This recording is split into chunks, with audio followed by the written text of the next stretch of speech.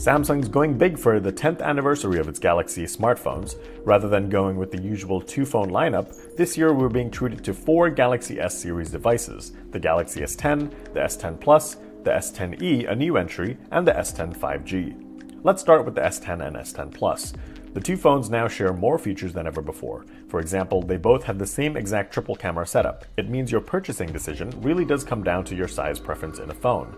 Want the 6.1-inch S10? Go ahead, you won't have to worry about compromising on features. The S10 Plus has a 6.4-inch screen, and both have Quad HD Plus screen resolutions, though the S10 is slightly sharper because it has a smaller screen with a higher pixel density. The bezels have been shaved down even further to provide an impressive 93.1% screen-to-body ratio, and that's largely thanks to Samsung's Infinity O display, which is what it's calling the floating selfie camera on the top right of the phones. It's also known as a hole punch camera, as it looks like a hole punch on a piece of paper.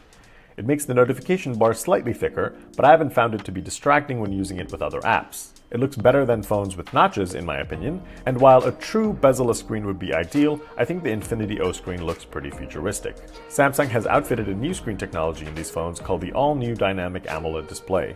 The features include HDR10 Plus certification, which means you're getting incredibly accurate colors and crisper image quality, and the screen also natively blocks more blue light, which is handy as taking in blue light from screens at night can affect your sleep, which in turn can affect your health. The back of the phone looks bare, largely holding the triple camera setup with minimal camera bump in a horizontal fashion. Where's the fingerprint sensor? It's replaced with a new technology, an ultrasonic fingerprint scanner, which is embedded under the display on the front. We've seen in-display fingerprint scanners before on phones like the OnePlus 6T, but Samsung's version is using different technology that captures 3D contours of thumb and fingerprints. Samsung said it's more secure than ever, it has a FIDO Alliance biometric component certification to prove so, and there are also anti-spoofing mechanisms in place to keep it secure. This data also never leaves the phone, so you don't need to worry about it being stored in the cloud. It's more reliable than most of the in-display fingerprint scanners we've seen to date, and it's pretty fast. You can use this scanner to authenticate payments with Samsung Pay. This is now, though, the only secure biometric authentication tool on the new S10 and S10 Plus. Gone is the iris scanner. Face Unlock is still available, but it's not secure and meant more for convenience. Otherwise, the phones don't seem too different build-wise over last year's S9 and S9 Plus. The S10 Plus is tall and may need two hands for comfortable use, but the S10 is more manageable. There's glass on both the front and back as usual, and in case you're worried about screen protectors affecting the fingerprint sensor, Samsung said protectors will need to be certified by the company to work properly with ultrasonic tech, so make sure you grab the right ones. It's also worth noting that the 512GB and 1TB versions of the Galaxy S10 Plus come exclusively in a white or black ceramic backplate, as a commemoration of the 10-year anniversary. Ceramic has better scratch resistance and durability, on top of feeling more luxurious. There's still a headphone jack on the bottom of the phone, which is nice, next to the USB-C port.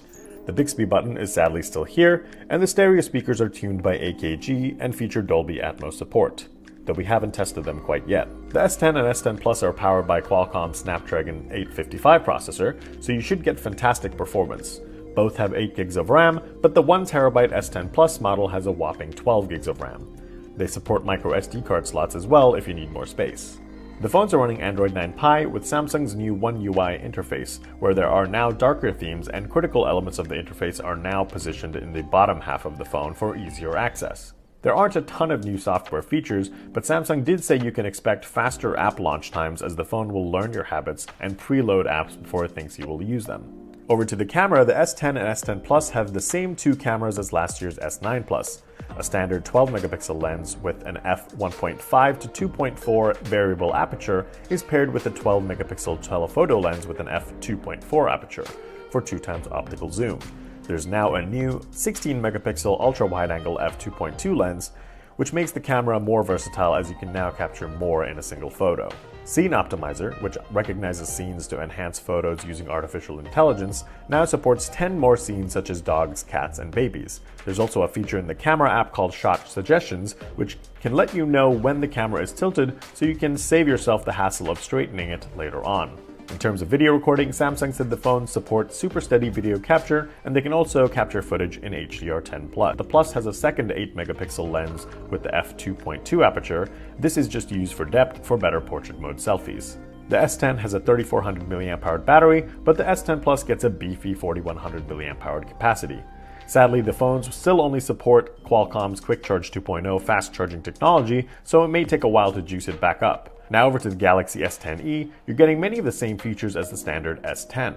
The key differences are that it does not have an edge display, so the sides of the phone don't curve. There's a 5.8-inch screen with no in-display fingerprint scanner. Instead, there's a capacitive one indented on the right of the phone. There's only a full HD Plus resolution, the base model has 6 gigs of RAM, there's a smaller 3100 mAh battery, and you won't find the telephoto lens here, just the ultra-wide angle paired with the standard one.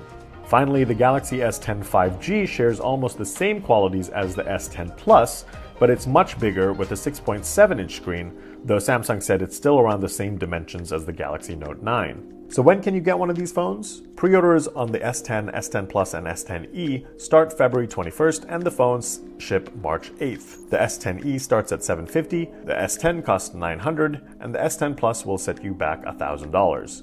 We don't know what the Galaxy S10 5G will cost, but it will arrive in the second quarter of the year as a Verizon exclusive, but will soon be available on all the other major carrier networks in the US.